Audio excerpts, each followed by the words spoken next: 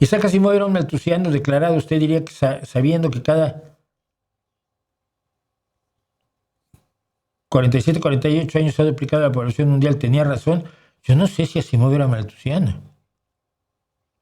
El malthusiano trata de detener el crecimiento demográfico con el motivo explícito de que se van a acabar los recursos. El malthusiano cree en el fin de los recursos, cree que se acaban los recursos.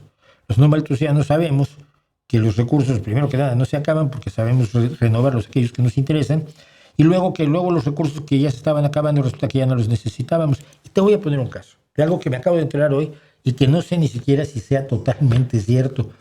A ver si no meto la pata. Déjame hacer una... Sí. En Francia se acaba de descubrir un yacimiento de hidrógeno blanco. ¿Qué es el hidrógeno blanco? Bueno, el hidrógeno blanco es un hidrógeno que se produce dentro de la Tierra, porque verás, para los autos de hidrógeno, por ejemplo, para los motores de hidrógeno que ya se pueden hacer, el problema es que hacer el hidrógeno, separarlo del agua o separarlo del aire, pues es muy caro, aunque sea el elemento más común en la naturaleza, en el universo, como descubrió Cecilia Payne-Gaposchkin cuando descubrió que el universo estaba hecho de hidrógeno. El hidrógeno es el elemento más común, pero obtenerlo en situación lo suficientemente purificada para usarlo en los motores y en las baterías de hidrógeno no es tan fácil. Pero ahora resulta que a lo mejor hay yacimientos de hidrógeno que pueden sustituir ya al petróleo. Dice, investigadores franceses descubren el mayor yacimiento de hidrógeno blanco con reservas de unas 46 millones de toneladas. Un equipo de investigadores de Georesources y del Centro Nacional de Investigación Científica de Francia han localizado el yacimiento de hidrógeno blanco más grande del mundo. La principal diferencia entre el hidrógeno verde, el gris y el blanco es que los dos primeros necesitan de procesos para su obtención, mientras que el blanco se encuentra en estado natural en el subsuelo y su extracción no produce emisiones contaminantes. Por ello se sitúa como una opción realmente atractiva para la transición energética. Si nos ponemos a buscar hidrógeno blanco en todo el mundo y lo encontramos, pues resulta que ya se va a acabar el petróleo y esas cosas del tío que me perseguía a mí, porque el del peak oil, que lleva 10 años diciendo que ya se acabó el petróleo, cada vez hay más reservas. Entonces cuando yo dije que el que mentía, es matemático, pero cree que sabe de energía. Y entonces me empezó a perseguir, un tipo muy peligroso, ni su nombre digo. Bueno, el caso es que si tú eres malthusiano, dices, se va a acabar la madera, pues estamos acabando con los bosques, quemando leña para mover buques de vapor, ¿no? Y trenes de vapor. No, pues que mira, tenemos carbón y ya no necesitamos la leña. Bueno, pero luego ya tenemos petróleo, ya necesitamos el carbón. Oye, ya tenemos otras formas de obtención de energía. Oye, ya, pues quizás el hidrógeno blanco sería la gran esperanza en este momento. Pero al parecer nadie esperaba que hubiera yacimientos tan grandes.